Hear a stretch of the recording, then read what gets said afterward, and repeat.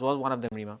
Oh, indeed. And Bharti Airtel is also one of those big movers, right? So this year, Bharti Airtel is up nearly 17%. In the last 1 year, it's gained 45% and it's up 170% in the last 3 years. So it's a big wealth generator. More details will come out in the conference call, which is at 2:30 p.m. today.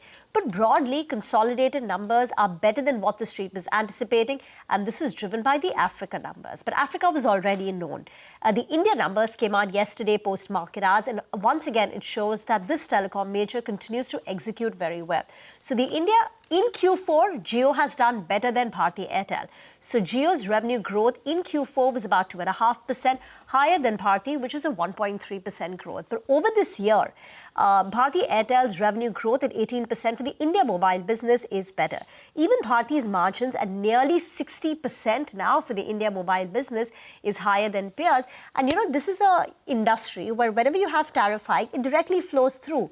About 70-80% of it comes down into the EBITDA. So the EBITDA has been constantly increasing for telecom companies, and now it's as high as 54% for Jio and 59% for Bharti Airtel. ARPUs too for both the companies. For Bharti, in fact, it's now inching towards 250. It's 245, while for Jio, it's about 206. A steady improvement seen in the ARPUs of these companies over the last couple of quarters. And for Bharti Airtel, even the subscriber addition has been robust at 5 million. So all in all, it's a good quarter. The company continues to execute well. The next trigger will be, of course, a tariff hike, because the last one took place in July.